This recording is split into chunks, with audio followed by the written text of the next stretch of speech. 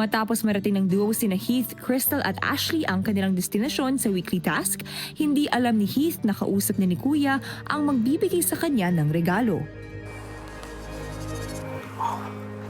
Maligayang pagdating sa bahay ko. Salamat sa opportunity na nakapasok po ako dito. Maaari ka bang magpakilala? Ako po si Michael Roy Hornales, ang daddy ni Heath. Kamusta ka, Mike? Ano naman po? Kwentuhan mo nga ako tungkol kay Heath, Mike. Si Heath po, napakabait pong bata niyan sa bahay. Baby pa po yan. Sinasama ko yan sa gym when I train. Dahan-dahan, nakikita ko siyang sumisipa sa isang corner. I think he's around 4 or 5 years old. Yun, tinuturuan ko na po siya dahan-dahan. And then pinasok sa formal lessons until, natuto na po siya mag-martial arts. And then, nung lumalaki siya, nagiging sparring partner ko na po siya dahan-dahan. And then, ngayon, actually siya ang naghahawak ng mitts for me. So, nakakapag-training ako dahil tinetraining naman niya ako ngayon in return. Dahil marunong na po siya and mas malaki na po siya sa akin. Actually, we're very close. Parang best friend. Siyempre, daddy requires you discipline your child pa rin. Pero after the discipline, mas magtropa po kami. Kasi kahit po sa music, nagja-jam kami sa gitara. We sing a lot of songs together.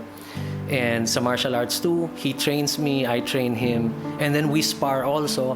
So, mas naging tight po yung band. So, I guess we're close friends, best friends, and ayun, yung father and son bonding namin.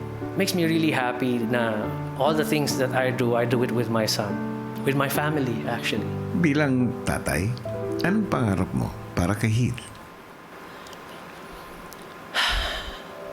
Actually, wala na po akong hinihiling, kuya, kasi sobra na yung blessing.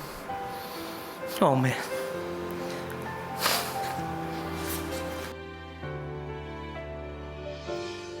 Nagpapasalamat po ang sobra. Naibigay na po lahat. Wala na po akong hinihiling. Ano ang pinagpapasalamat mo tungkol kay Heath? That he's happy in what he's doing. Success means nothing without happiness. Money means nothing without happiness. As long as he's happy, I am happy. Namimiss na po namin siya.